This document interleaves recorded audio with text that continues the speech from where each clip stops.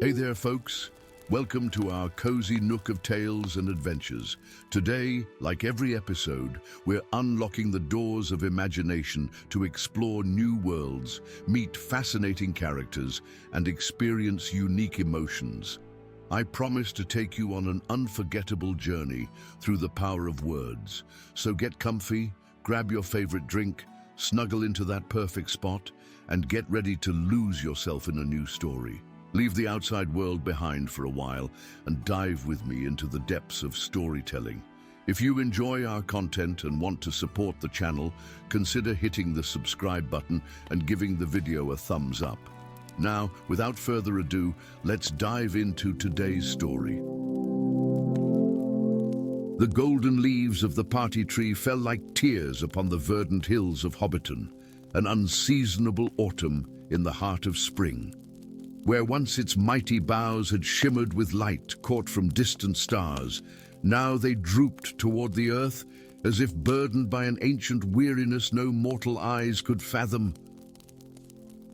Beneath its fading canopy, ancient Bilbo Baggins, 111 years of age, though still spry in spirit if not in limb, pressed his weathered palm against the bark and felt the slow, labored pulse of the dying giant. "She's been standing since before my grandfather's time," he whispered, more to himself than to the concerned hobbits gathered around him. "Some say she was planted when the Shire itself was born. The tree had always been more than mere wooden leaf. Its golden fruits seasoned the finest ales, its blossoms perfumed the grandest celebrations. Its shade had witnessed countless marriages, birth announcements, and the whispered secrets of generations. Without it, the heart of the Shire would beat to a different, diminished rhythm." Frodo watched his uncle with concern etched upon his youthful face. "Is there nothing to be done, uncle? No remedy from your books or travels?" Bilbo's eyes, though clouded with age, sparkled with a familiar light, the same gleam that had once led him out his round green door into adventure. "Perhaps," he mused, stroking his silver beard, "but first I must consult certain ancient records." Records not meant for casual eyes. That night, while Bag End slumbered beneath a canopy of distant stars, Bilbo descended into the deepest storage room of his smile, where dust-laden chests contained treasures far more valuable than gold. From a small iron box, sealed with dwarvish runes, he withdrew a scroll so ancient its parchment had turned the color of autumn honey. "Lorialas," he read aloud, his finger tracing elvish script that glowed faintly in the candlelight. "The golden leaf, not a common tree at all, but one born of Valinor's light, gifted by Lady Galadriel herself when Marco and Blanco founded our beloved Shire." The scroll spoke of a cycle, 1,000 years of life, followed by inevitable decline. But there was hope within the ancient words. When the first seed falters, a new one must be sought in the eternal gardens of Lorien, blessed with the tears of all free peoples, planted by hands both small and pure of heart. A journey, another journey, in the twilight of his years. Dawn found Bilbo at the Green Dragon Inn, a place where information flowed as freely as ale. Hushed voices spoke of strange occurrences beyond the Shire's borders, shadows moving against the wind in the old forest, travelers vanishing along the East Road, and whispers of a nameless presence seeking ancient magic to corrupt. "The tree's decline is no natural passing," declared Bilbo to the small council he had hastily assembled. "Something or someone hastens its end, seeking perhaps to strike at the Shire's very soul."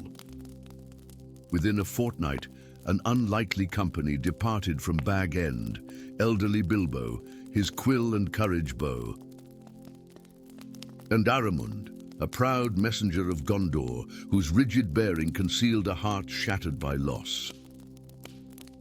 Ah, an old hobbit, a young hobbit, a plant-loving dwarf, and a man who speaks more with his sword than his voice. chuckled Bilbo as they crossed the borders of the Shire. The stuff of legends, wouldn't you say, Frodo, my lad? Frodo smiled, though his eyes darted nervously toward the shadows beneath the trees. If you say so, uncle. Though I wonder if legends ever mention blistered feet and empty stomachs. Their path took them through lands both fair and fell. In the house of Tom Bombadil, where time itself seemed to dance to a different melody, they found respite. The ancient master's songs brought momentary vigor to a small cutting from the party tree that Bilbo carried wrapped in elven cloth. Oh, old she may be, and fading fast, Bombadil sang in his curious way, but life lingers yet, enough for hope, enough for tomorrow's dawn. Through the Barrow Downs they travelled, where ancient kings slumbered in tombs of stone, and into the village of Bree, where suspicious eyes followed their every move. In the prancing pony, Bilbo's sharp ears caught whispers of a shadow moving eastward, a presence that withered green things in its wake and left only decay behind. "The Witherer, they call it," murmured a ranger whose weathered face spoke of countless leagues travelled. "An ancient spirit, they say, awakened from long slumber beneath the mountains. It seeks living things of power to corrupt and consume." As their journey lengthened, Bilbo felt the weight of his years press upon him. His bones ached with each step. His breath came shorter on the uphill climbs. Yet within him burned a flame that refused to diminish, the same flame that had once enabled him to face a dragon. "I wonder," he confessed to Frodo one evening as they camped beneath the stars, "if I have strength enough left for this quest. Perhaps younger hands should carry this burden." Frodo studied his uncle's face in the firelight, seeing beyond the wrinkles to the spirit that had inspired tales throughout the Shire. "Some burdens choose their bearers. Uncle, the tree chose you." The companions forged onward, through rain and shine, through lands where the very air felt thick with ancient magic. They crossed paths with elves who sang laments for the withering tree, their voices blending with the whispers of leaves and the murmurs of streams. They encountered dwarves whose deep eyes recognized in Finja a kindred spirit who understood that creation needn't always involve hammer and anvil. It was Aramund who saved them from the ambush in the weather-beaten hills east of Rivendell. Silent shapes that moved like smoke between the stones, wielding blades that gleamed with sickly green light. The messenger of Gondor fought with the precision of one trained in the White City's finest schools of battle, though each stroke seemed to pain him, as if reminding him of battles fought and comrades lost. Later, as Bilbo dressed a wound on the man's arm, Aramund spoke for the first time of his heart's burden. A captain's daughter in Minas Tirith, pledged to him in marriage, taken by fever mere days before their wedding. "I left to escape memories," he admitted, his proud face softened by firelight, "yet they follow me still, like shadows at noon." "Some shadows cannot be outrun," Bilbo replied gently. "But perhaps, in saving something precious, you might find healing for more than just our tree." When at last they reached the golden woods of Lothlorien, Bilbo gasped in wonder, for no tale or song had prepared him for such beauty. The malon trees rose like silver pillars, supporting a canopy of gold. Light seemed to emanate from the very soil, and the air tasted of memories both sweet and sorrowful. Lady Galadriel awaited them in her garden of unearthly delights, her ageless face bearing both the wisdom of countless centuries and the fresh wonder of a spring morning. Before her piercing gaze, each companion felt their souls laid bare, their deepest fears and hopes examined with gentle scrutiny. "You have come for renewal," she said, her voice like water flowing over ancient stones. "Yet the seed you seek cannot be simply given. It must be earned through trial and sacrifice." The trial came in the form of visions, each companion faced with shadows of their greatest fears in the depths of Galadriel's mirror. Frodo witnessed the Shire in flames. Finja saw herself rejected by all races, belonging nowhere.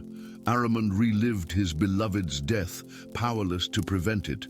And Bilbo, old Bilbo, faced the specter of insignificance, of a life concluding without meaning, forgotten by time. Each conquered their fear not through strength of arms, but strength of heart. And when the visions cleared, leaving them breathless and trembling, Galadriel smiled. "Now for the tears," she said, "freely given from each of the free peoples." From her own eyes fell a single shimmering teardrop that contained the light of stars long extinguished. From a visiting envoy of Erebor came a tear that gleamed like polished diamond. Aramund wept a soldier's tear, born of both grief and honor. And Bilbo, as he thought of the Shire he loved so dearly, of friends long passed into memory, of adventures had and those never to be experienced, shed tears that carried the simple, profound love of hobbits for their home. These tears fell upon a tiny golden seed, cradled in Galadriel's palm, a seed that pulsed with inner light as it absorbed each droplet. "The blessing is complete," she declared, "but beware, the witherer senses the seed's power and moves now to intercept you on your homeward journey. It must not obtain what you carry." Their return journey was a gauntlet of shadow and fear. The witherer, a being of mist and malice, ancient beyond reckoning, haunted their path, poisoning the land where it tread, sending servants of darkness to waylay them. In a night of howling wind and bitter cold, it finally confronted them at the borders of the old forest. "Give me the seed," it hissed, its form shifting like smoke between the trees. "And I shall grant you deaths swift and painless. Deny me, and watch as I consume your precious Shire inch by inch, turning green to grey, life to dust." Bilbo stepped forward, his elderly frame seeming suddenly frail against the looming darkness. His companions moved to shield him, but with a gesture, he bade them stand aside. "I have faced dragons and riddles in the dark," he said, his voice steady despite his trembling hands. "I have seen the majesty of mountain halls and the terror of ancient evil. And I have learned that darkness, no matter how vast, cannot comprehend the power of small things freely given in love." From his pocket, he withdrew not the precious seed, but the cutting from the party tree, now brown and withered. "This you have already killed," he said, "but in doing so, you have only ensured new life will take its place. For that is the way of things in this world. What falls nurtures what rises." As the witherer reached for the worthless cutting, blinded by its hunger for any power it could corrupt, Frodo slipped behind it, the true seed clutched in his small hand. With a hobbit's legendary quickness, he darted past the ancient evil, drawing its wrath. What followed was not a battle of blades, but of will and sacrifice.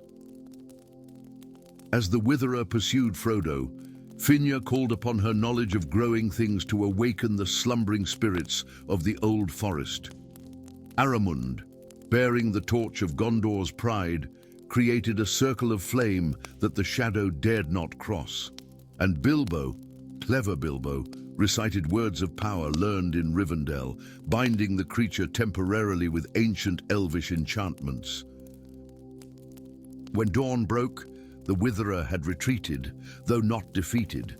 Such ancient malice could only be driven back, never truly destroyed.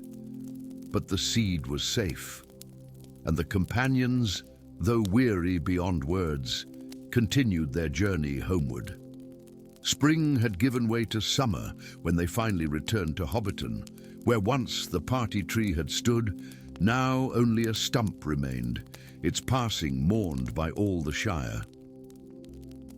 In solemn ceremony, Bilbo planted the golden seed in that hallowed ground, and as it touched the soil, a shiver of light spread outward like ripples in a pond. "It will grow," he promised the gathered hobbits. "Not in my lifetime, perhaps, but grow it shall." And 1,000 years from now, when it too begins to fade, perhaps another small hand will carry another seed from distant lands. That autumn, a tiny shoot emerged from the earth, its leaves shimmering with a light not seen in the Shire for an age. And though Bilbo did not remain to see the sapling grow to maturity, for the sea longing had awakened in his heart, calling him to one final journey westward, he departed, knowing that some treasures are not gold or jewels, but the green and growing things that bind us to home and hearth. In years to come, tales would be told of Bilbo's last adventure, of the guardians of the Elven seed who journeyed through shadow to bring renewal to the heart of the Shire. And beneath the spreading boughs of the new party tree, those tales would take on the shimmer of legend, while high above, its golden leaves would whisper secrets to the stars. Story 2.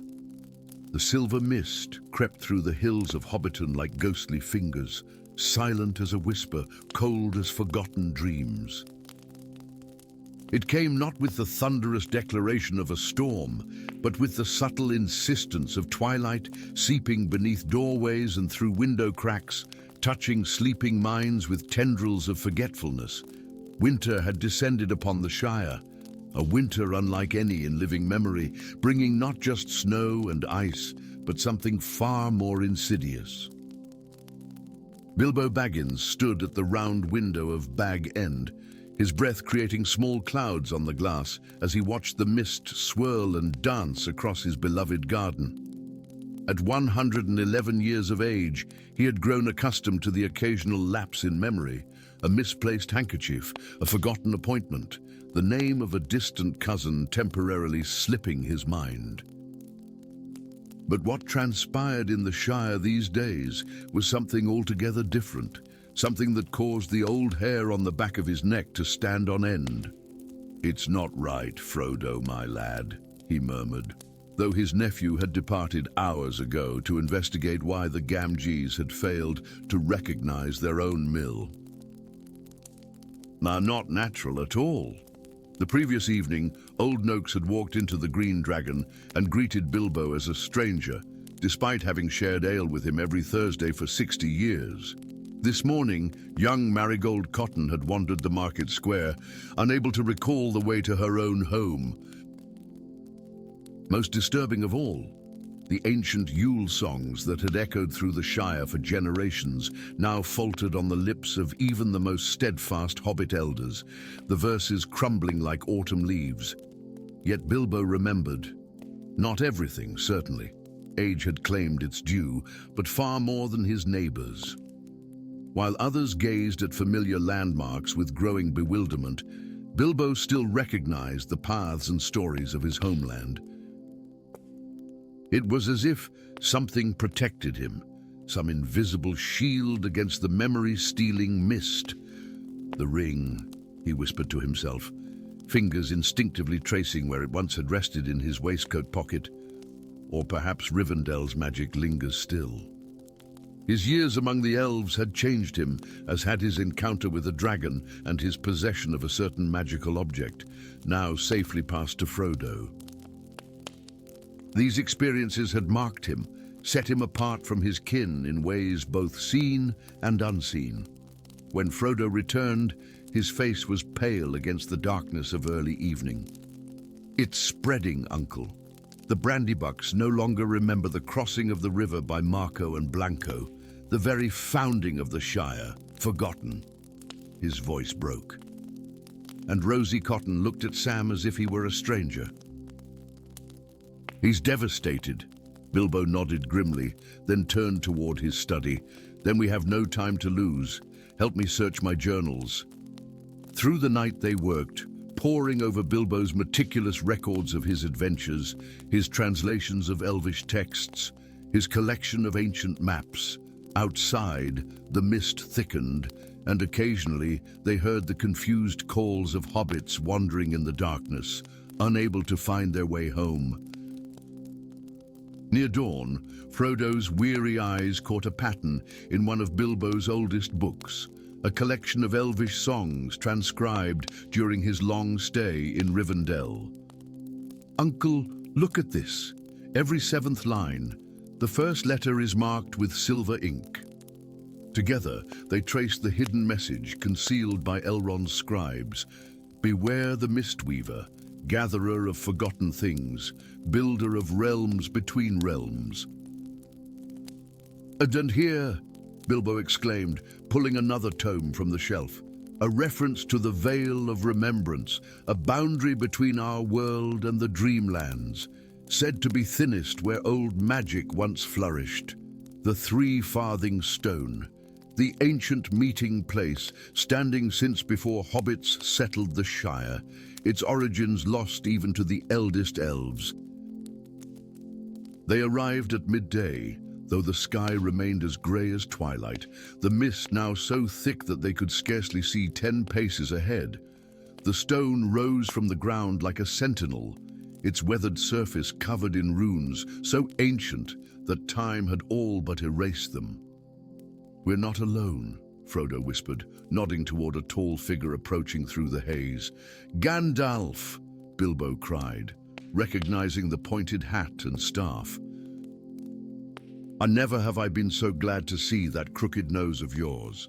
The wizard's face was grave beneath his bushy eyebrows. "I came as soon as the winds carried word of the Shire's plight. This is no ordinary forgetting, my dear Bilbo. This is theft. Memories harvested like autumn crops." "By whom? For what purpose?" Frodo demanded. "By one who has lost everything," Gandalf replied.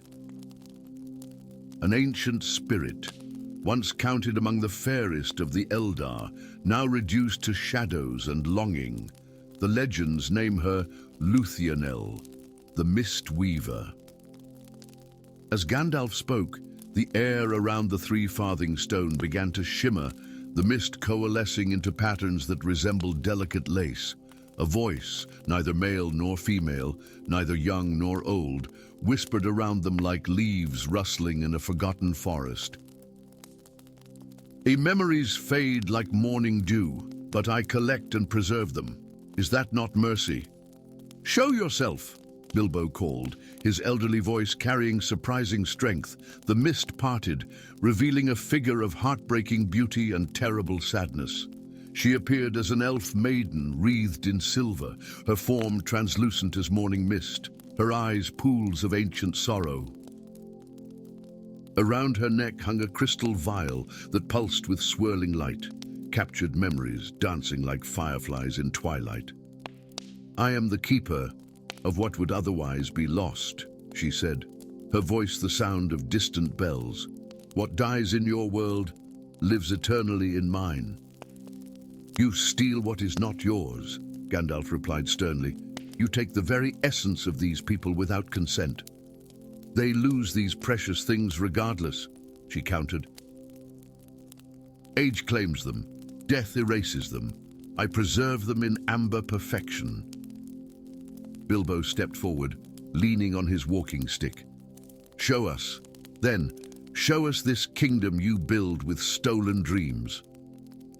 The Mistweaver studied him curiously. "You are different," she observed. "The mist touches you, yet does not claim you fully. Something has marked you, little one." "I've had adventures," Bilbo replied simply. She extended her diaphanous hand. Then come, adventurer. See what I have created." Before Gandalf could protest, Bilbo took her cold fingers in his own. The world around them dissolved like sugar in tea, reality bleeding into dream. When the swirling stopped, they stood upon a hill, overlooking a realm of impossible beauty. Crystal spires rose toward a perpetually twilit sky. Gardens of memory flowers bloomed with colors no mortal eye had ever beheld. And everywhere, scenes played out like living tapestries. Hobbits celebrating harvest feasts, children running through summer meadows, lovers exchanging vows beneath blooming trees, all the cherished moments of Shire life preserved in crystalline perfection. "This is my kingdom," the Mistweaver said proudly, "built from fragments that would otherwise crumble to dust. Is it not beautiful?" "It is," Bilbo admitted, "but it isn't real. And those memories don't belong to you. They were fading," she insisted. "I rescued them from oblivion." "No," said Bilbo gently, "you stole them. Memories, even those that fade, shape who we are. Without them, my people lose themselves." The Mistweaver's face darkened like a storm cloud. "You cannot understand my loneliness. Eons I wandered after my homeland was destroyed. Everything I loved, everyone I cherished, gone without trace. Not even memories remained." Her voice broke, and Bilbo felt a stab of compassion. "I understand loss," he said quietly, "and I understand longing for what cannot be reclaimed." He reached into his pocket and withdrew a small acorn, a keepsake from his adventure with the dwarves, taken from Beorn's garden. But creating beauty does not require stealing. It can come from planting new seeds, nurturing new growth. The Mistweaver stared at the humble acorn. "You would have me release all I have gathered, return to emptiness." "Not emptiness," Bilbo corrected. "Possibility." He hesitated, then added, "Besides, not all memories should be preserved in amber. Some need to change and grow as we do. Even painful ones can become something valuable, given time." The Mistweaver's form flickered like a candle in wind. "You speak wisdom beyond your short years, halfling." She turned toward a particular memory scene, Bilbo himself, younger, setting out on his unexpected journey so many years ago. "This memory grows dim in your own mind," she observed. "I could restore it to you in perfect clarity. All your adventures, every detail preserved. Would you not wish that?" Bilbo watched his younger self, feeling the familiar tug of nostalgia. For a moment, temptation flickered, to remember everything, to reclaim every moment of his extraordinary life with perfect clarity. "No," he said finally. "My memories have shaped me, even as they've faded. Their imperfection is part of who I am." As he spoke, cracks appeared in the crystal landscape around them, light spilling through the fissures. The Mistweaver's form grew increasingly transparent. "You refuse my gift," she said, not in anger but in wonder. "I choose instead to ask for the return of what was taken," Bilbo replied. "Let my people remember themselves, however imperfectly." For a long moment, she was silent, her ancient eyes searching his weathered face. Then, with a gesture of infinite sadness and surprising grace, she lifted the crystal vial from her neck. "So be it," she whispered, and shattered it against the ground. The world exploded in light and mist, whirling like snowflakes in a gale. Bilbo felt himself falling. And then he was standing again at the three-farthing stone, Frodo and Gandalf beside him, both looking dazed. The mist around them thinned, golden sunlight breaking through for the first time in weeks. "Uncle?" Frodo steadied the elderly hobbit. "And what happened?" Before Bilbo could answer, they heard voices approaching. Sam Gamgee calling Frodo's name, Pippin and Merry arguing about the quickest path to Bywater, Old Noakes complaining about his aching joints. "They remember," Frodo breathed. "Yes," Bilbo nodded, smiling tiredly. "They remember."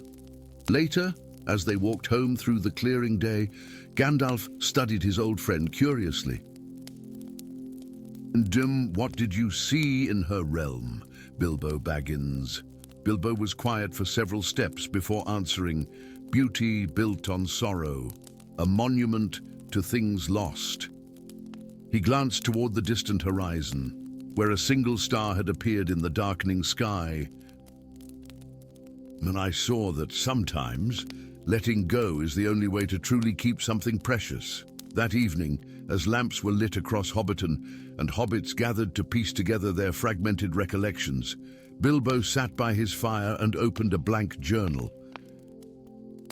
With careful strokes, he began to write.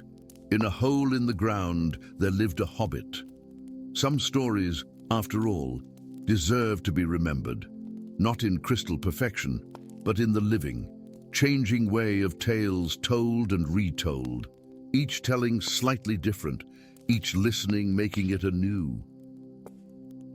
Outside Bag End, the last wisps of silver mist dissolved in the night air, carrying with them the faint sound of bells from a realm between realms, where an ancient being contemplated the strange wisdom of mortal creatures and the unexpected gifts that come from letting go. Story 3. The hills of the Shire shuddered beneath a sky painted in autumn gold, a tremor so subtle that only the most attentive might have noticed the ripple in their tea or the gentle sway of hanging lanterns. But Bilbo Baggins noticed, in the comfortable solitude of Bag End, his quill paused mid-sentence, ink drops suspended in time as memories of fire and scale, of massive wings and ancient gold stirred within him. The tremor passed swiftly, yet left behind an uneasiness that clung to the aging hobbit like morning mist. "Just the earth settling," he murmured to himself, attempting to dismiss the familiar dread that had awakened. Yet even as he spoke the words, he knew they rang hollow. This was the third such tremor this fortnight, each slightly stronger than the last, each sending whispers of unease through the Shire. Dreams troubled the sleep of many, visions of fire, of ancient stones, of something vast awakening in darkness. Bilbo knew these signs too well, for they echoed those that had preceded his own adventure so many years ago. "Not again," he sighed, setting down his quill and moving to the window. "Not at my age." Beyond Bag End's manicured garden, Hobbiton sprawled in bucolic splendor, bathed in golden light, seemingly untouched by the ominous portents. Yet Bilbo's keen eyes noted the worried gatherings at garden gates, the hurried pace of typically unhurried hobbits, the anxious glances cast toward the ground beneath their feet. The knock at his door came just as the sun dipped below the western hills. Frodo entered without waiting for a response, his youthful face drawn with concern. "Uncle, you must come to the Brandywine Bridge." "Something—" He hesitated, as if the words themselves might conjure danger. "Something is happening to the stones." The journey to the river took them through landscapes painted in twilight hues, past fields where harvest lay half-gathered, abandoned as anxiety spread through the Shire like wildfire. Whispers followed their passage. "There goes Mad Baggins, who faced the dragon, and perhaps he'll save us again." Such murmurs both warmed and chilled Bilbo's heart, for he knew well the weight of expectation. The gathering at the Brandywine Bridge had drawn hobbits from Hobbiton, Bywater, and even distant Buckland. They stood in reverent silence, faces illuminated by an ethereal blue glow emanating from the ancient stones of the bridge's foundation. Runes, ancient beyond reckoning, now burned with inner light across surfaces that had appeared unmarked for countless generations. "They appeared with the last tremor," explained Master Brandybuck, his voice hushed. "None can read them, though some claim they change when gazed upon too long." Bilbo approached the glowing symbols cautiously, memories of a certain moonlit door in a distant mountain stirring within him. These runes were different, more fluid, more ancient, reminiscent of inscriptions he had glimpsed in Rivendell's oldest tomes. Elvish, he whispered, tracing the air above one particularly intricate symbol. "But older than any I've studied." "This is the high speech of the First Age." A hush fell over the gathered hobbits as Bilbo closed his eyes, reaching into memories of dusty scrolls and whispered translations beside crackling fires in Elrond's library. "The Guardian stirs from ancient slumber," he translated haltingly. "When the seventh seal weakens, truth shall emerge from shadow. The children of the earth shall remember their birthright." The final word had barely left his lips when the ground beneath them shuddered violently, sending several hobbits tumbling to the grass. From the depths came a sound, not the roar of a dragon, but something more profound, a note so deep it was felt rather than heard, reverberating through bone and soil alike. That night, as the Shire buzzed with speculation and fear, Bilbo retreated to his study, surrounded by maps and ancient texts accumulated during his long life. Gandalf's absence weighed heavily upon him. The wizard would have deciphered these omens with characteristic insight, however cryptic his explanations might have been. Without such guidance, Bilbo was left to piece together fragments of legend and lore, seeking patterns in chaos. It was near midnight when the realization struck him, not as sudden illumination, but as gradual recognition of something long sensed but never acknowledged. "The tremors," he murmured, tracing a pattern on his oldest map of the Shire. "They form a circle. A perfect circle, centered on..." He placed his finger on a spot marked only as the Old Barrow, an ancient mound predating hobbit settlement, long avoided by locals who claimed it whispered in forgotten tongues on midsummer nights. Sleep evaded Bilbo that night, his mind racing with half-remembered tales and lingering questions. Why now? What had changed to disturb this ancient equilibrium? And most troubling, what connection might exist between these events and his own past encounter with Smaug? Dawn found him assembling an unlikely council in Baggins' parlor. Samwise Gamgee, whose practical wisdom grounded flights of fancy, Meriadoc Brandybuck, whose family chronicles contained the Shire's oldest records, Pippin Took, whose foolhardy courage might yet prove valuable, and Frodo, whose quiet resolve reminded Bilbo of himself in younger days. "We must investigate the Old Barrow," Bilbo announced without preamble. "Something lies beneath it, something far older than hobbit memory, something stirring after long dormancy." "A dragon?" Pippin asked, eyes wide with mingled terror and excitement. "No," Bilbo replied thoughtfully, "not a dragon. Dragons are fire and destruction, consuming all in their path. This feels different, more ancient, more purposeful." "The old stories," Meriadoc offered hesitantly, "speak of guardians set to watch over sacred places, beings of immense power, bound by oaths older than the kingdoms of men."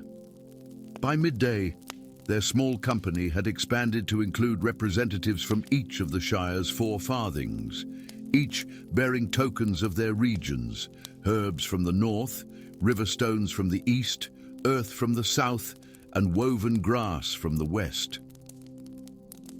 Ancient custom, origins forgotten, meaning preserved, the Old Barrow rose from the gentle landscape like a wound imperfectly healed, a mound of earth covered in twisted heather and brambles that seemed to shift when viewed from the corner of one's eye.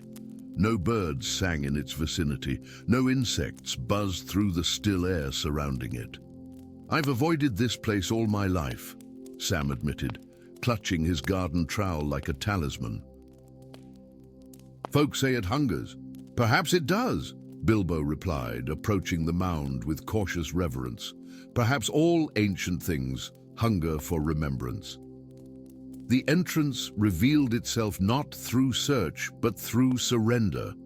As Bilbo placed his hand upon the barrow's flank and spoke words half-remembered from elvish dreams, Edro, Even o Mor, open, the door from darkness. Stone ground against stone as a doorway appeared where moments before had been only unbroken earth.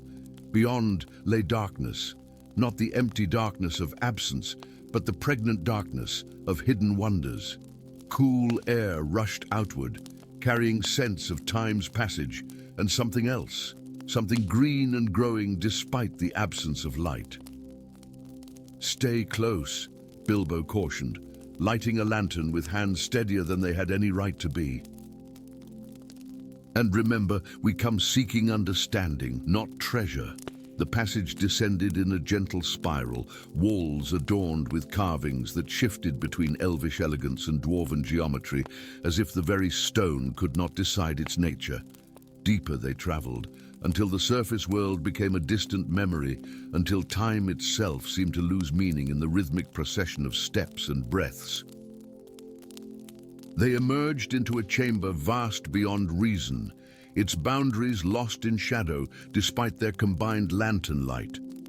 At its center stood a pool of water so still it might have been glass, reflecting not their approaching forms, but a night sky impossible beneath the earth, stars in constellations unknown to Middle-earth. "What is this place?" breathed Frodo, voice hushed with wonder. Before Bilbo could answer, the water rippled, disturbed not by physical touch, but by some unseen presence awakening. From its depths rose a light, gentle at first, then intensifying until it took form. A figure tall and slender, features both young and ancient, crowned with light that cast no shadows. "Me Govannen, Perianath," it spoke, voice resonating not through air but through mind and memory. "Well met, little ones. Long has my slumber been, deep my dreams beneath your footsteps." Bilbo stepped forward, bowing with the formal elegance learned in elven halls. "We come seeking understanding, guardian of the deep. The earth trembles, ancient signs awaken. We feared a dragon," the being completed, a smile like starlight crossing its luminous features. "Yes, I hear the echoes of your thoughts, bearer of the ring, riddler in the dark. But I am no dragon, though dragons too served their purpose in the great weaving." The being's form shifted like light through crystal, sometimes appearing male, sometimes female, sometimes neither and both. "And I am Valathael, set here in the First Age, when the world was yet young, charged with guarding the wellspring of remembrance." With a graceful gesture, Valathael indicated the chamber around them. Dwarves showing the same creatures the secrets of stone and hearth, men instructing them in governance and community. "Behold your origins, children of the mingling," Valathael said gently. "Neither fully of elven kind, nor of mankind, nor of dwarven kind, but born from the harmonious blending of all free peoples, created not as servants, but as guardians of balance, keepers of hearth and home, while others sought glory and power." The revelation washed over the assembled hobbits like a wave, staggering in its implications. Their simple existence, their love of growing things and comfortable holes, their aversion to adventure, all suddenly contextualized as not merely preferences but purpose. "The seal's weakening," Bilbo murmured, understanding dawning. "The tremors." "The world changes once more," Valathael confirmed. "Darkness gathers at the margins, seeking dominion." The time approaches when all free peoples must remember their true nature and purpose. The being's gaze fell upon Bilbo with particular intensity. "Some journeys end only to begin greater ones." "But we are just hobbits," protested Sam. "Small folk with small concerns." "And therein lies your strength," replied Valathael. "And for in an age obsessed with power, Those who value simple joys become the strongest defense against corruption. The being extended a hand toward the center of the pool, and from it rose a crystal vessel containing water that glowed with inner light. The waters of remembrance. Let representatives from each farthing approach and partake. Bear this knowledge back to your people, not as burden, but as birthright long forgotten. One by one, the representatives stepped forward, drinking from the vessel.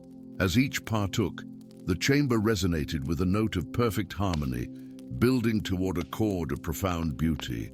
When the ritual concluded, Valathael smiled with ancient satisfaction. Return now to the light above, children of the mingling. The tremors shall cease, for my purpose is fulfilled, the awakening of memory. The days ahead hold both shadow and light. Remember that your role in this great tale is no less vital for being subtle. The being's form began to fade, dissolving into motes of light that spiraled upward through the chamber. And you, Bilbo Baggins, came the final whisper. Your greatest adventure yet awaits. For some are destined to walk between worlds, bridging past and future. As they ascended toward daylight, the crystal memories accompanied them as fleeting impressions, wisdom not fully grasped, yet indelibly imprinted. Bilbo felt simultaneously older and younger, burdened with knowledge, yet lightened by purpose. Emerging from the barrow into late afternoon sunlight, they found the Shire unchanged, yet utterly transformed by their new perspective. The gentle hills, the smoking chimneys, the distant laughter of children, all now revealed as not merely charming simplicities, but essential counters to the complexity and corruption of the wider world. "What do we tell them?" asked Frodo, gazing toward Hobbiton's distant lights. Bilbo smiled, feeling the weight of years and the lightness of understanding in equal measure. "We tell them stories," he said. "Stories of who we were, who we are, and who we might yet become. For is that not how all great truths are preserved?" That evening, in gardens and taverns throughout the Shire, hobbits gathered to share tales long forgotten, songs suddenly remembered, traditions whose meanings had become clear once more. And beneath it all, subtle as a heartbeat, ran the profound recognition that their simple ways were not an accident of history, but a sacred trust. Bilbo sat alone on the hill above Bag End, smoking his pipe as stars appeared in the darkening sky. The tremors had ceased, but a different kind of trembling had taken root within him, the familiar stirring of adventure, of roads yet untraveled, of truths yet uncovered. "Well," he murmured to the evening breeze, "it seems these old bones have one more journey in them after all." Somewhere in the distance, beyond the Shire's borders, beyond the reach of hobbit perception, ancient forces stirred in response, some dark with malice, others bright with hope. The great game of shadow and light continued its eternal dance across Middle-earth. And at its center, small but steadfast, stood the Shire, no longer merely a haven of comfort, but revealed as a foundation stone in the architecture of resistance against the encroaching dark.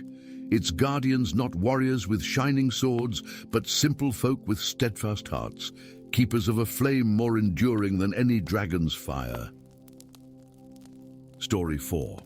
Dawn spilled its golden light across the ancient mill of Last Hill, illuminating dust motes that danced like tiny stars in the slanting rays. The weathered wooden beams, polished by generations of hobbit hands, creaked a gentle song of time's steady march, as Bilbo Baggins ran his fingers along the wall, searching for something he couldn't name. The mill stood at the easternmost edge of the Shire, marking the boundary between the known comforts of Hobbitlands and the wild mysteries beyond, a threshold Bilbo had crossed once before in his extraordinary life, though he had sworn never to do so again. There must be more to these markings, he muttered, squinting at faded carvings that generations of millers had dismissed as mere decorative flourishes. But Bilbo, with eyes sharpened by dragonfire and elvish writings, saw patterns where others perceived only whimsy, patterns that whispered of secrets long buried beneath the flower dust and comfortable forgetfulness of Shire life. It had begun 3 days prior with the curious case of wilting pipeweed, crops that had flourished in Longbottom fields for countless generations suddenly browning overnight, their leaves curling as if touched by invisible frost. Then came reports of strange lights dancing between ancient oaks in the woody end, and haunting melodies carried on the wind that left listeners weeping for reasons they couldn't articulate. But most disturbing were the shadows, elongated, two swift shapes that darted between trees at dusk, shapes that resembled neither animal nor hobbit, yet moved with terrible purpose toward the east. "Uncle Bilbo, look at this," called Frodo from the corner of the mill's upper floor, his voice tinged with the wonder that reminded Bilbo so much of himself in younger days. The lad stood before a section of wall where late morning light struck at precisely the right angle to reveal what had been hidden in plain sight, a map, rendered in pigments visible only in direct sunlight, depicting lands that mirrored the Shire, yet were unfamiliar to any hobbit knowledge. "Extraordinary," breathed Bilbo, adjusting his spectacles as he traced the flowing script that bordered the map. "This is Sindarin, but altered. As if adapted by those unfamiliar with its proper forms." His finger stopped at a phrase that sent a shiver through his aging frame. "Perianath Gwanunig, the sundered halflings."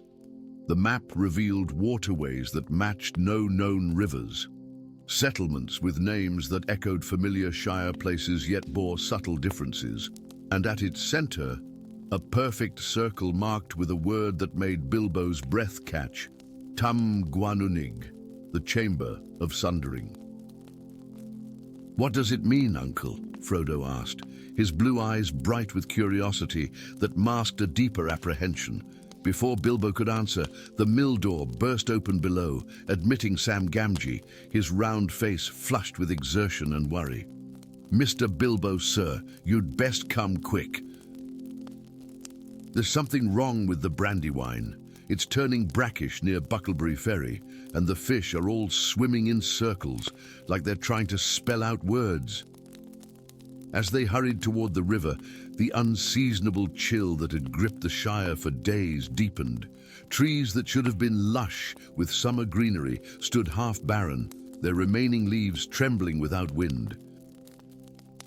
In gardens that had never known failure, vegetables withered on the vine, and in the eyes of hobbits they passed, Bilbo saw something worse than fear. He saw forgetting, as if some essential quality of hobbit nature was slowly leaching away. At the Brandywine's edge, a small crowd had gathered, their murmurs creating a counterpoint to the river's unnatural silence.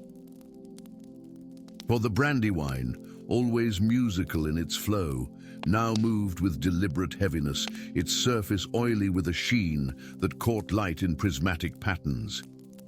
"It started at dawn," explained old Merrimack Brandybuck, master of Buckland. "First the color changed, then the fish began their strange dance. Now look, they're forming the same pattern over and over." Indeed, beneath the surface, silver fish moved in unison, tracing what appeared to be a rune similar to those bordering the hidden map.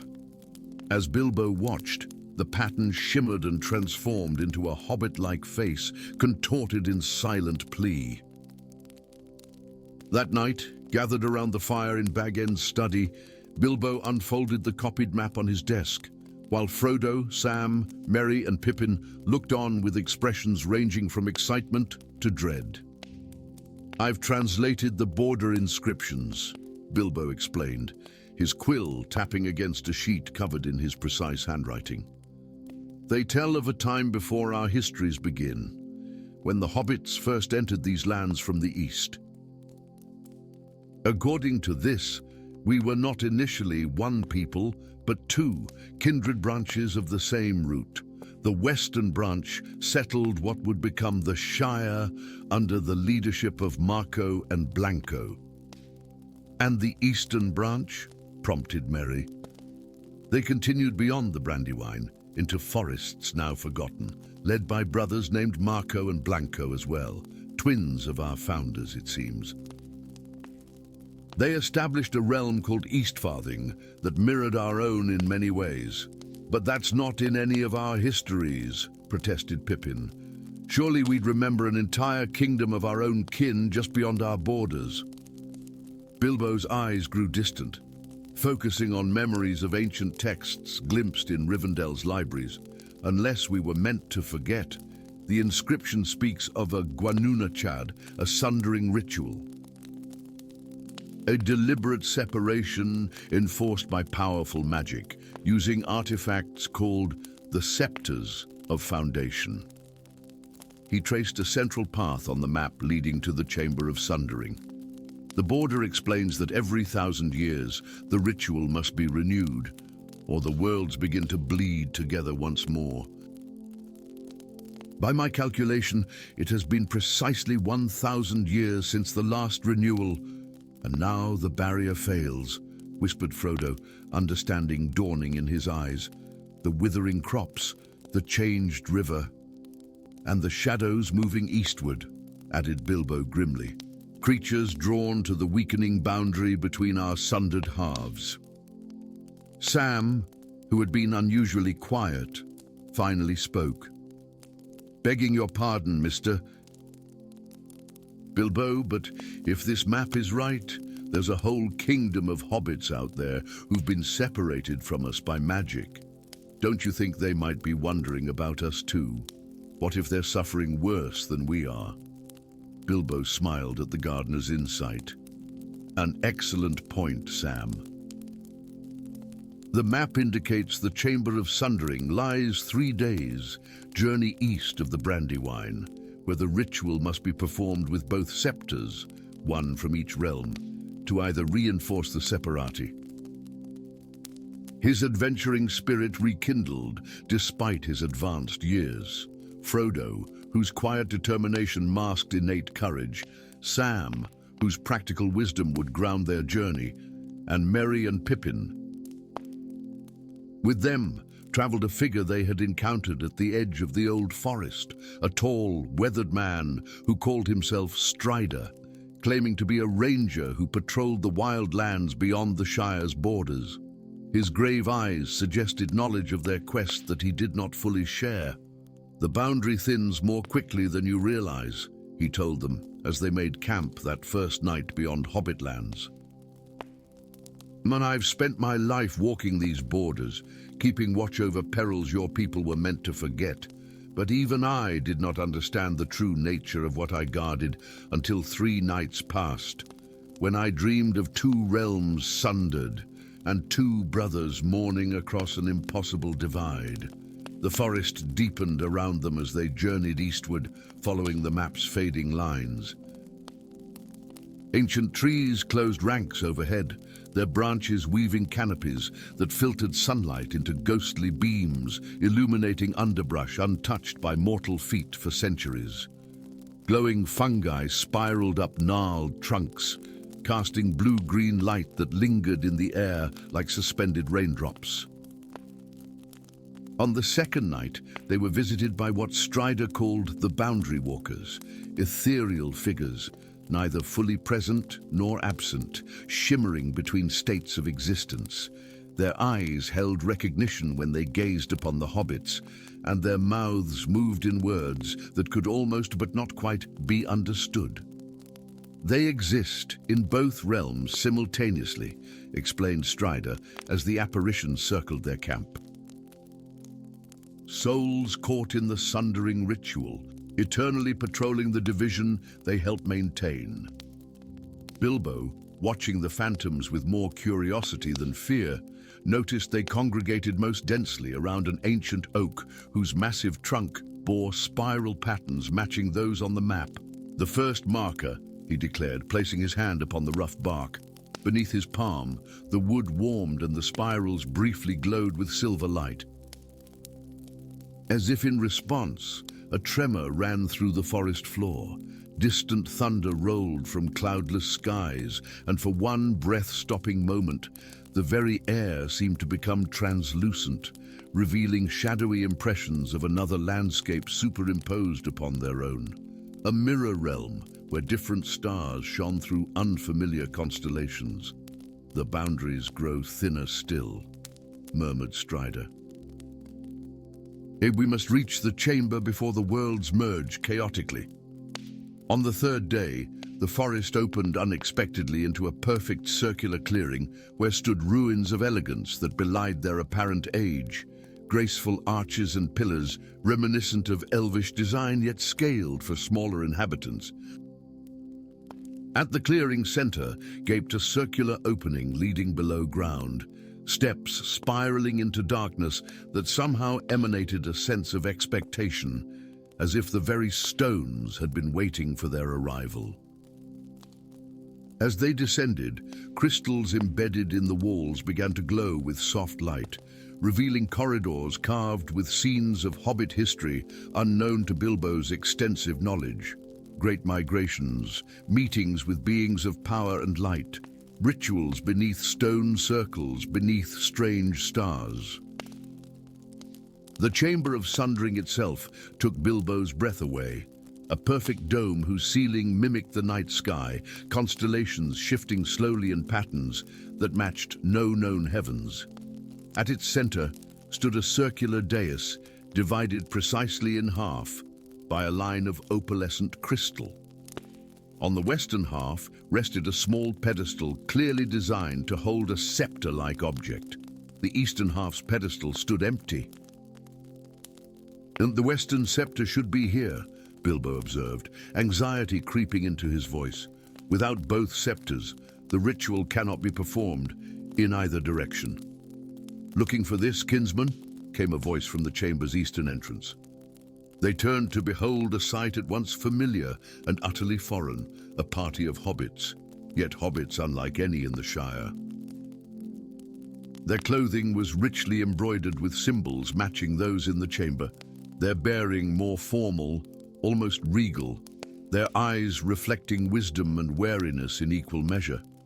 Their leader stepped forward, elderly like Bilbo, yet straight-backed and crowned with silver hair, elaborately braided with tiny gemstones.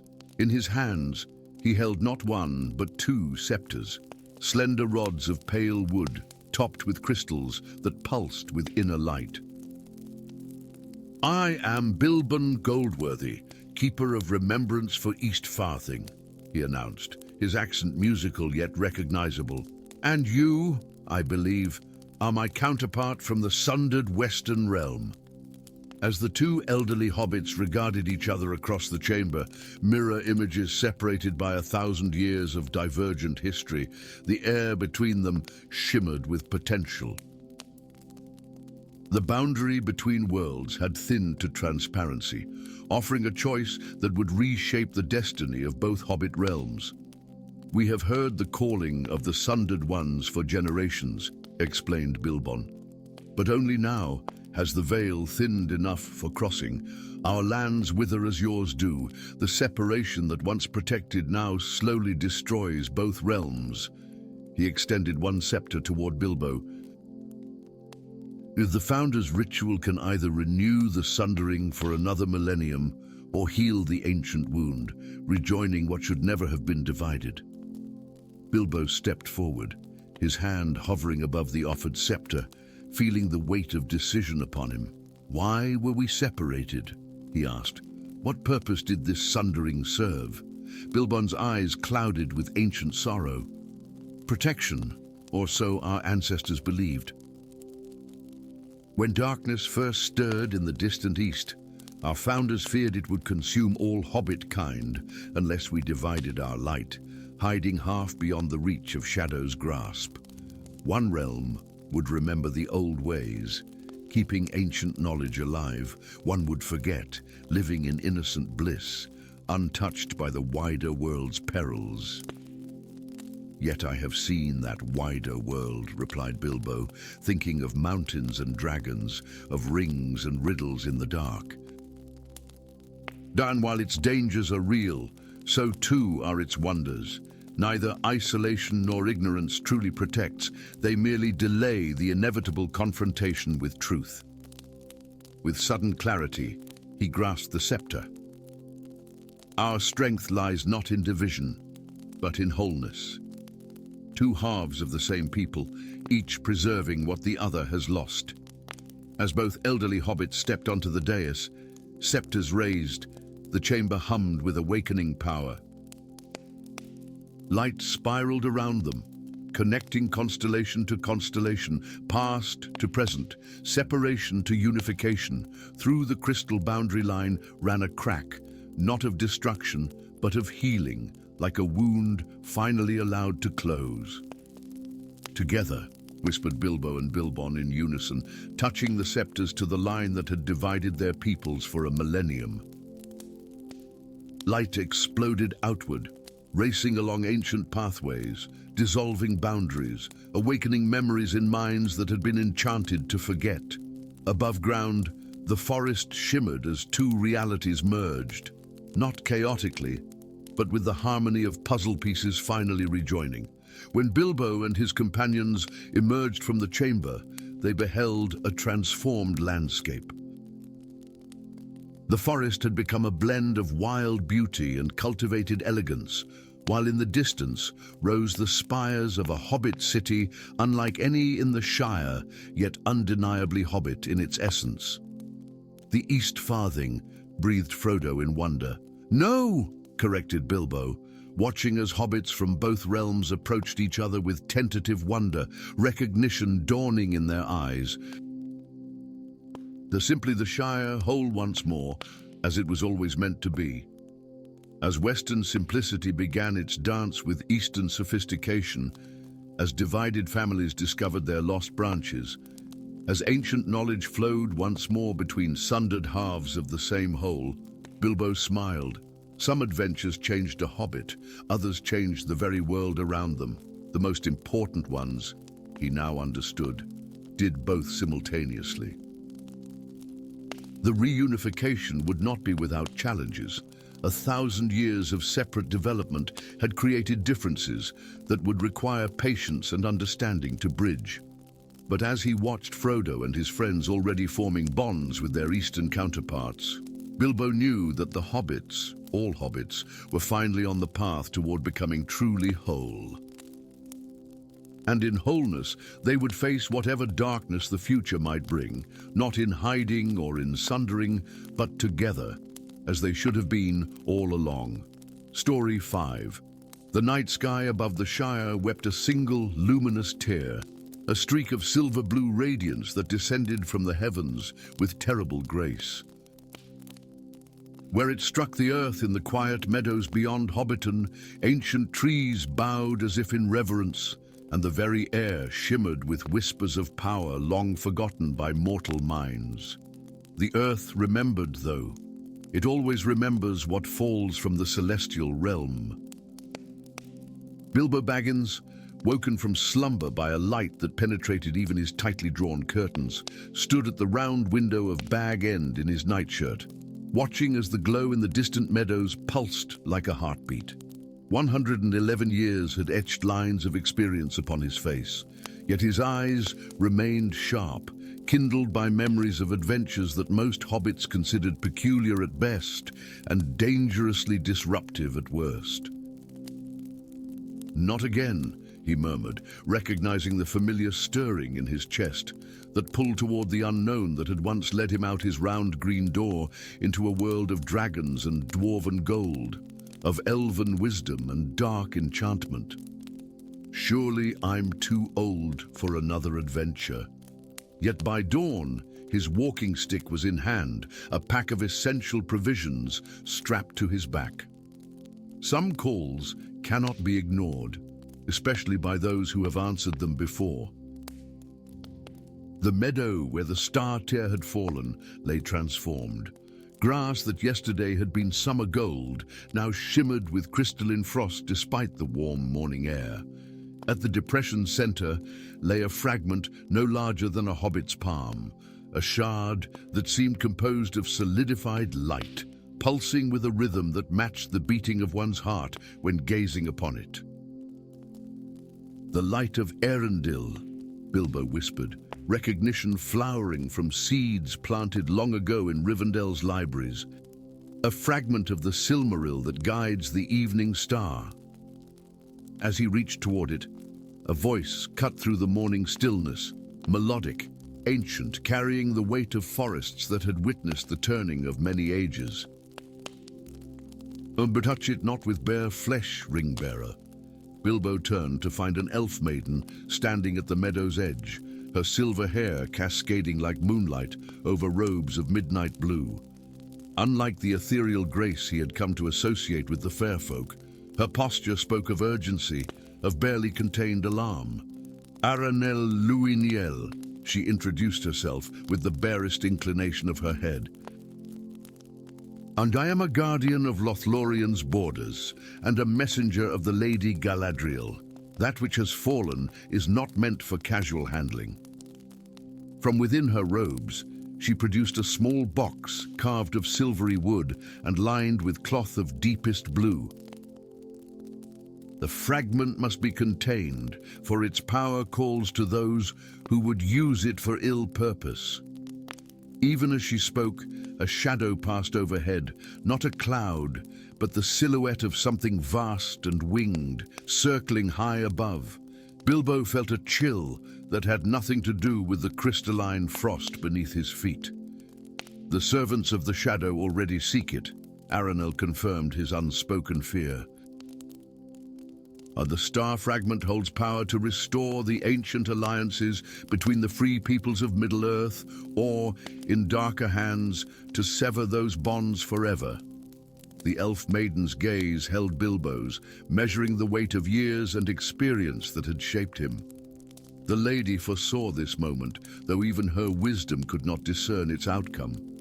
"She saw you, Bilbo Baggins of the Shire, standing at a crossroads of fate."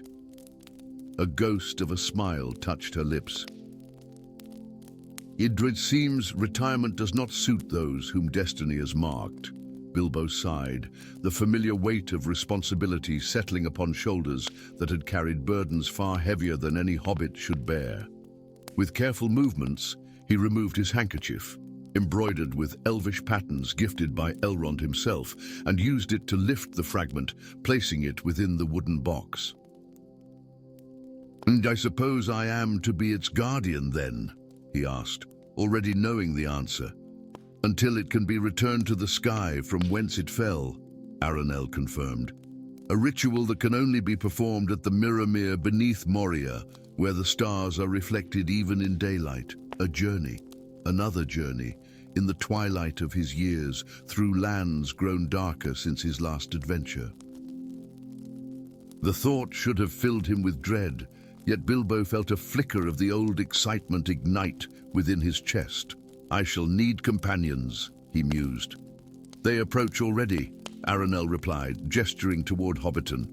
"Though not all who offer aid should be trusted in these shadowed times." By midday, word of the fallen star had spread throughout Hobbiton.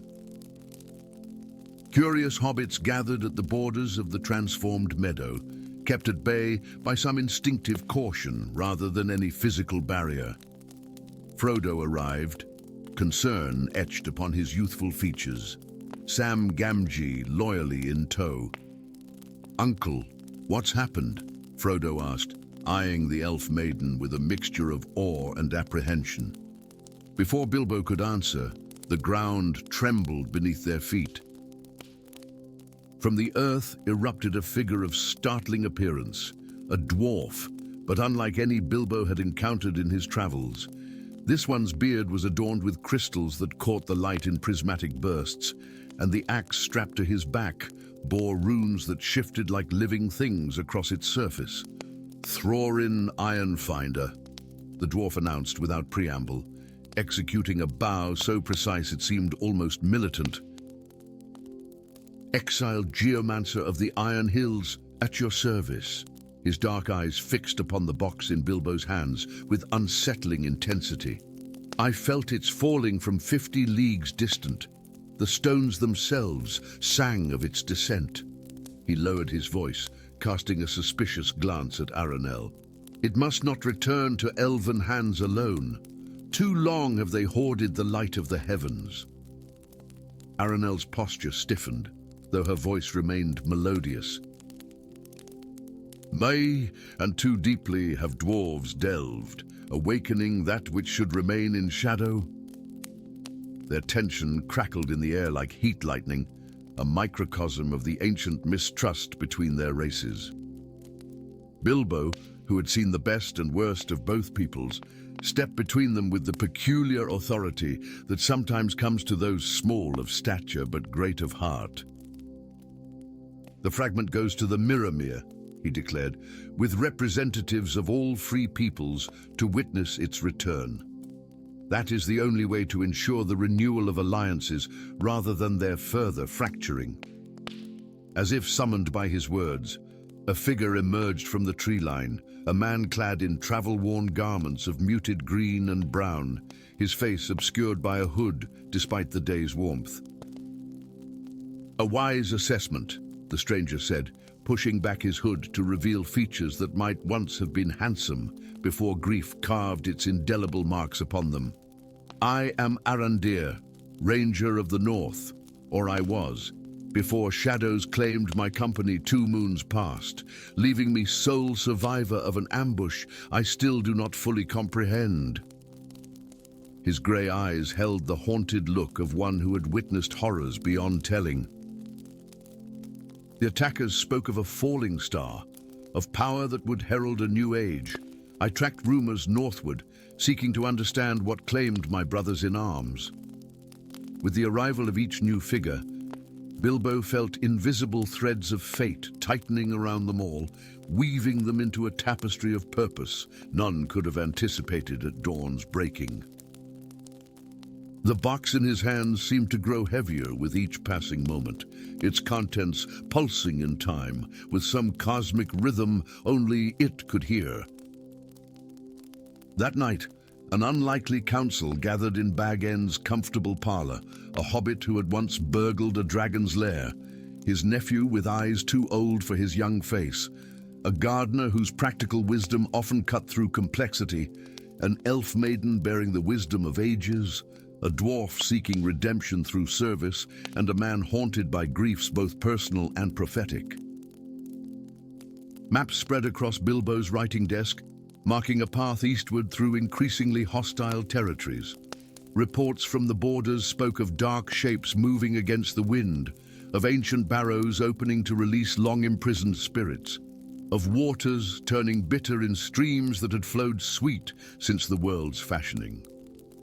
The fragment calls to them, Aranel explained, her fair face solemn in the firelight. Every creature that serves the shadow feels its presence as a beacon. They will not rest until they possess it or destroy those who keep it from them. Then we must move swiftly and in secret, Arandir concluded, tracing a route that skirted the most obvious paths. Through the old forest, where ancient powers still hold some sway against the darkening, then eastward, beneath the Barrow Downs under cover of darkness. Thorin snorted. A fine plan for those who fear the light. Dwarves prefer direct approaches, through Bree to the Greenway, then south to the gates of Moria. Where darkness beyond your imagining awaits, countered Aranel. The dwarven delving awakened the Balrog of Morgoth.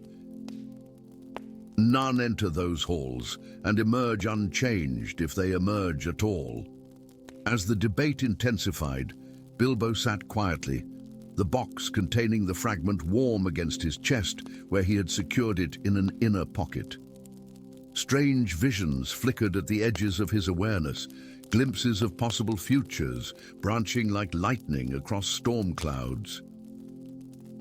In one, he saw the free peoples united once more, strength flowing between them like light between stars in a constellation. In another, he witnessed a darkness spreading from the east, consuming all in its path as ancient bonds shattered beyond repair.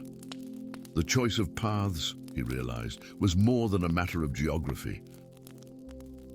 It was a choice between fundamentally different approaches to the world, between cautious preservation and bold confrontation, between ancient wisdom and adaptable innovation, between the ways of elf, dwarf, man and hobbit, each with their virtues, each with their blindnesses.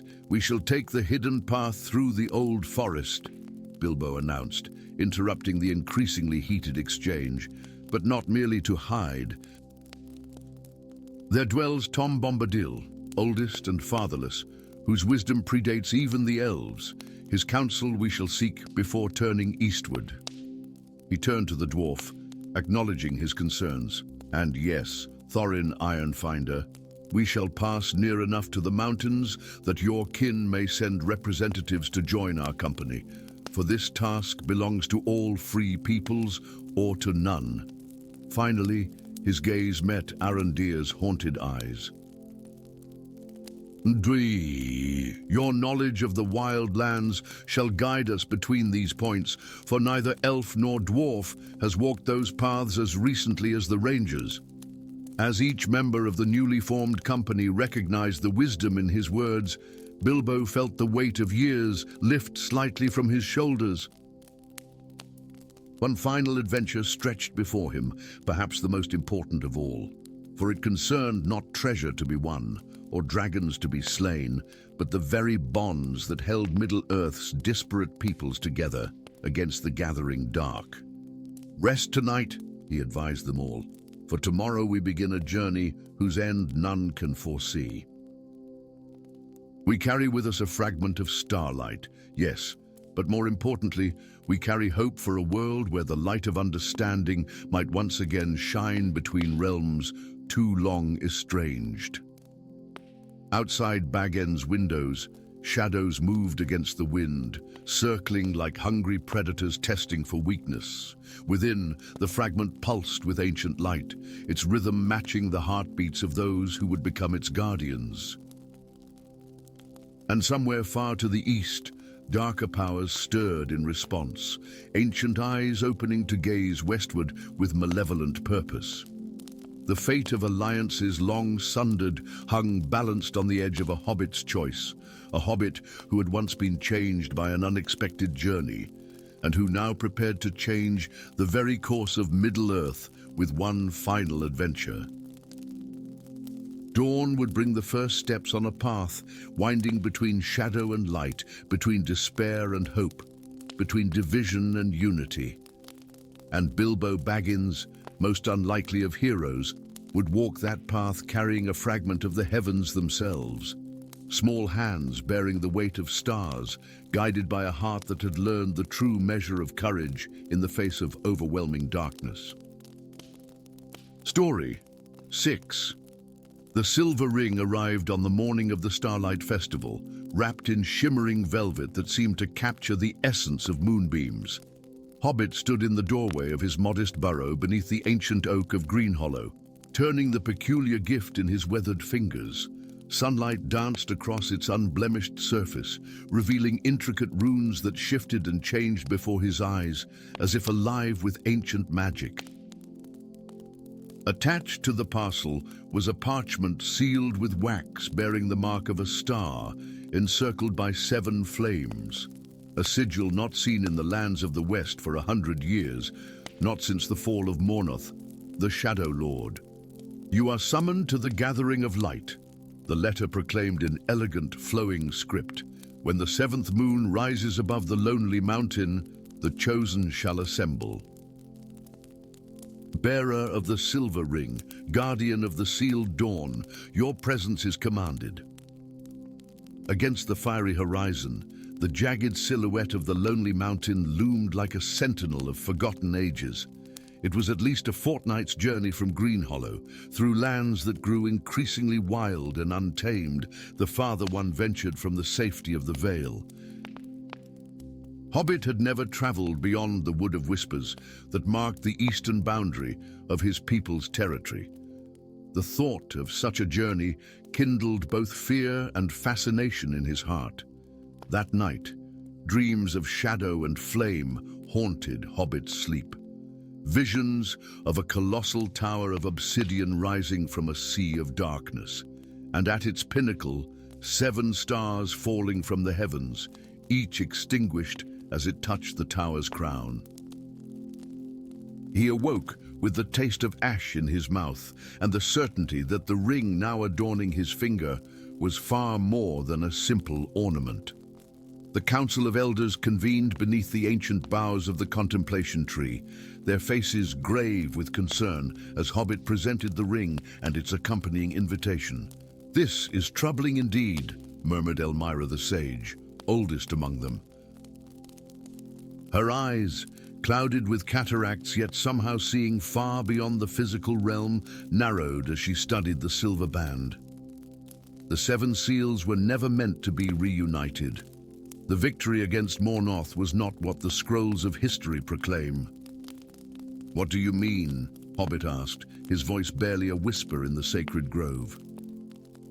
"The Shadow Lord was not destroyed," she replied, each word heavy with forbidden knowledge. "He was sundered, his essence divided and bound within 7 silver rings, each entrusted to a guardian chosen by the 7 wardens of light." The revelation fell upon the council like a physical weight. Murmurs of disbelief and fear rippled through the gathering. "For 100 years, the Guardians have kept their sacred duty," continued Elmira. "But now, the stars align in the pattern foretold by the prophecy of 7 moons. The astral conjunction approaches, when the barriers between realms grow thin, and that which was sundered may be made whole again." Hobbit stared at the ring, suddenly feeling the weight of worlds upon his shoulders. "Why me? I'm no warrior or sage." Elmira's ancient hand covered his own. "The ring chooses its bearer, Hobbit. And it has chosen you because within your veins flows the blood of Alywin the Lightbringer, who struck the final blow against Mornoth a century ago." 7 days into his journey, Hobbit stood at the edge of the Mirrormere, a lake so still and clear that the stars above seemed to dwell within its depths rather than merely reflect upon its surface. The silver ring hummed with arcane energy, growing warmer as he approached the water. A voice, ancient and melodious, drifted across the glassy surface. "Approach, ring-bearer."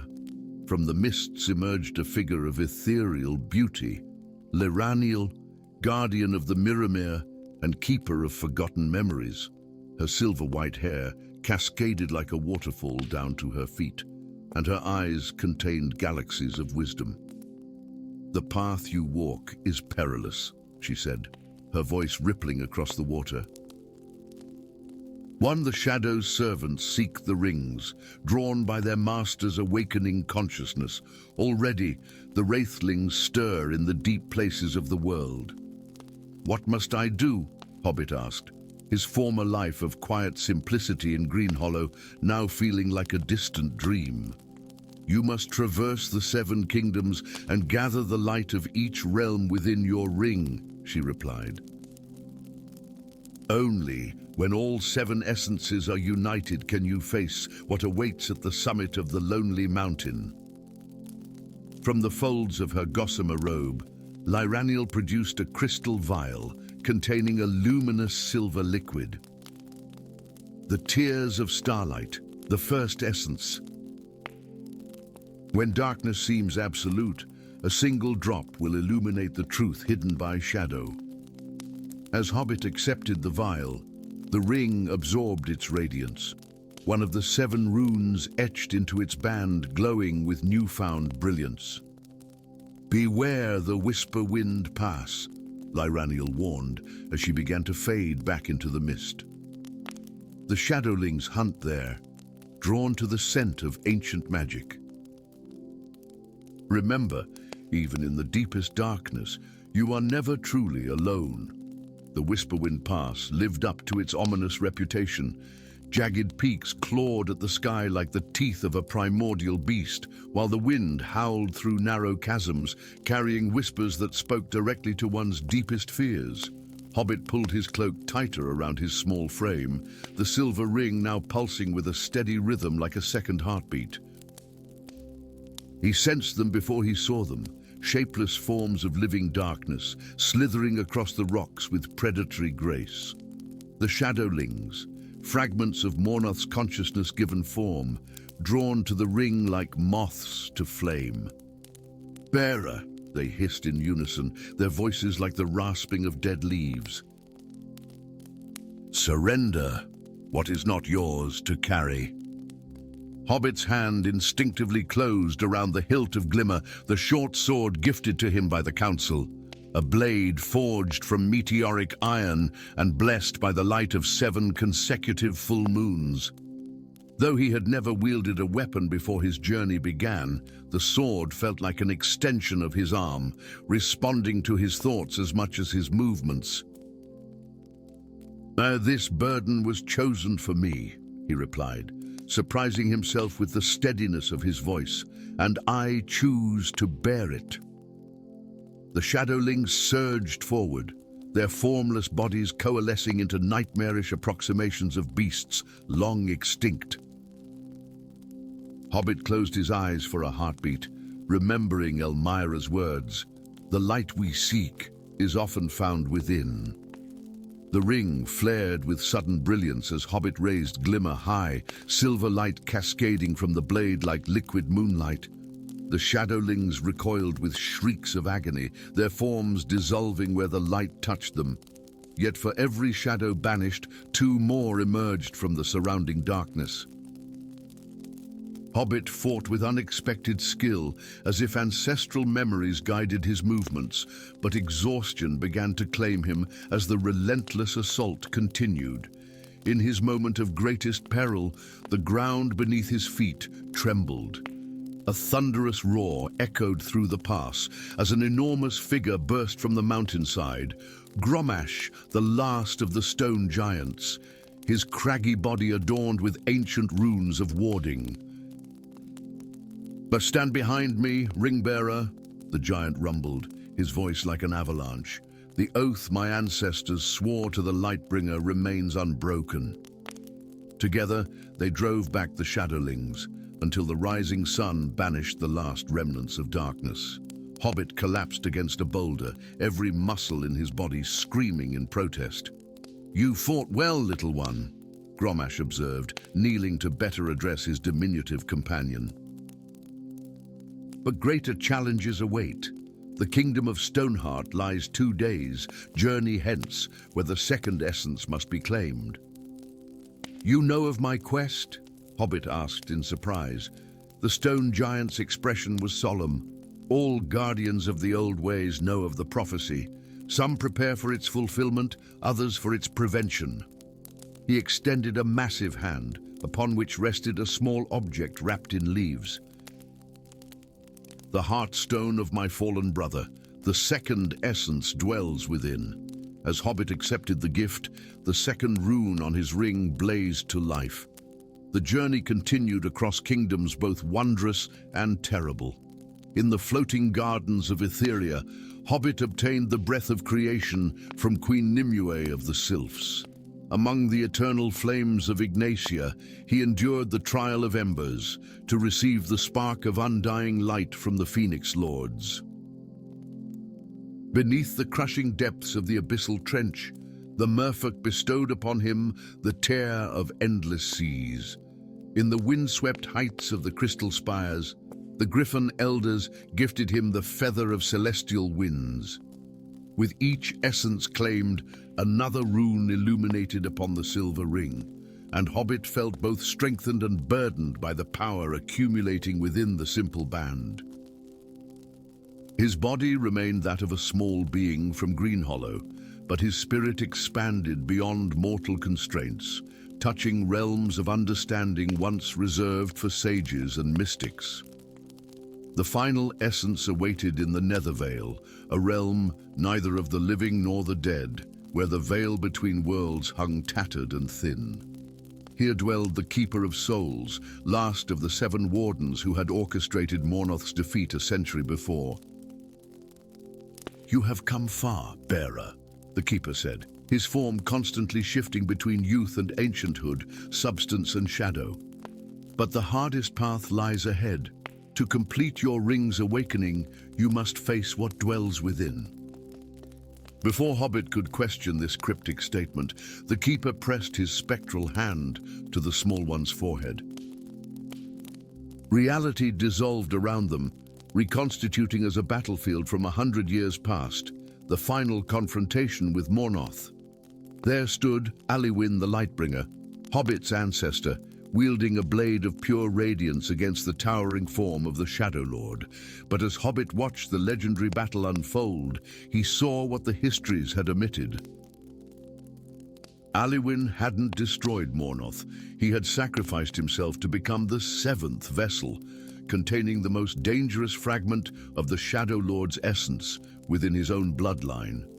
"The truth you now witness," the Keeper intoned, "is that you do not merely carry the 7th ring. You are the 7th ring, forged from the blood sacrifice of your ancestor. Within you dwells the final fragment of Mornoth, bound by chains of lineage and light. As understanding dawned, the final rune on Hobbit's silver ring ignited with blinding intensity. The collected essences swirled together, transforming the simple band into an intricate crown of intertwined silver and light that hovered above his head. "The gathering awaits," the Keeper said, his form already fading. "To remember, the greatest darkness and the purest light often share the same source. The summit of the lonely mountain was bathed in the light of 7 moons, an astronomical impossibility made manifest by the convergence of realms. 6 figures awaited Hobbit's arrival, each bearing a silver ring identical to his own, transformed now into crowns of power. "The 7th bearer arrives," announced a tall figure cloaked in starlight. "And the circle is complete." As Hobbit took his place in the formation, the 7 crowns rose simultaneously, orbiting a central point of intensifying darkness. "Now begins the true test," the starlit figure continued. "For 100 years, we have contained the essence of Mornoth.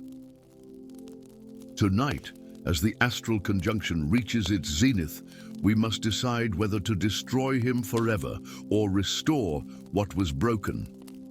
The darkness at the center of their circle took shape, revealing a being both terrible and beautiful, Mornoth, the Shadow Lord, yet somehow transformed by a century of division and contemplation. "I have dwelled within 7 souls for 100 years. Mornoth's voice resonated across multiple planes of existence. "Would I have known your joys and sorrows, your triumphs and failures.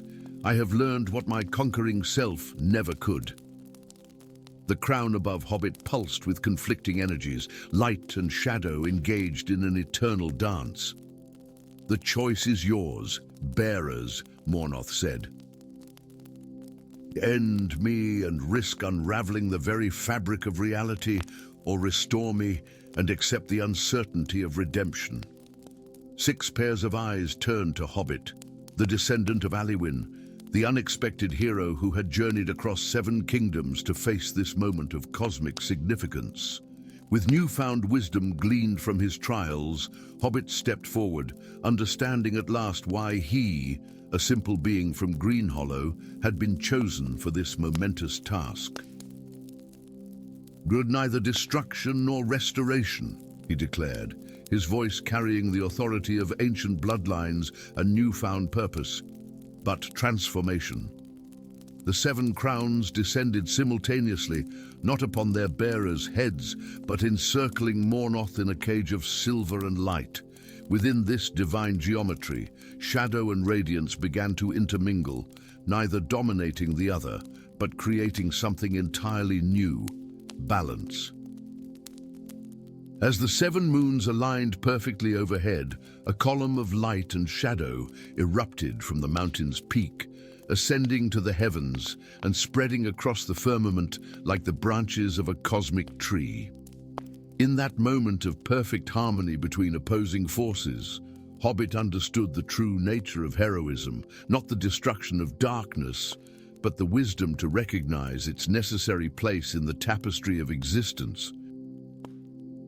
And as dawn broke over a world forever changed, the small being from Greenhollow began the long journey home, carrying within him neither ring nor crown, but something far more precious, the knowledge that even the humblest among us may shape the destiny of worlds.